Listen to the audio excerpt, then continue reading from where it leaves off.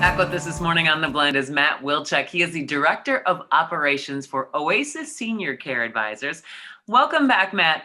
Talk to us about what's going on as COVID-19 flares back up.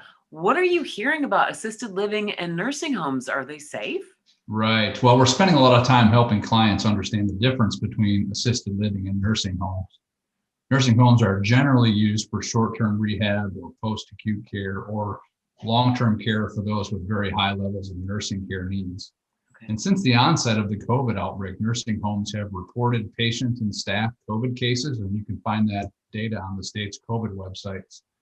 And recently, assisted living communities are now also required to report COVID data with their residents and staff. And for the most part, most assisted living communities in mid-Michigan have remained COVID-free. I think they've done a pretty good job of following their infectious disease and pandemic procedures. So all that to say, yes, assisted living communities are safe. And for many, it's the best option to get the assistance with daily tasks, food, nutrition, exercise, and maybe as important, companionship that's needed.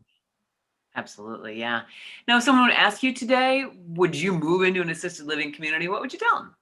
Well, we get that question a lot. If it's the right option for your specific situation, then the answer is yes. We're certainly taking the time to review all the options with our clients to help them find the best options. It's just important to know the different types of communities and understand their current policies and procedures of those communities, especially when you consider alternatives of living at home, alone, or with in-home care.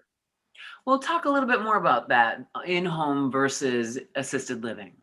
Well, we always advocate what's called aging in place if possible. And there are some fantastic in-home care companies that we would highly recommend. But not many families can afford to leave a job for 24-hour care of a loved one. And at some point, having in-home care for multiple periods of the day can become quite expensive. And that's when it's a good time to consider a transition to an assisted living community where you can age in that place and then get the safety and security to age healthily.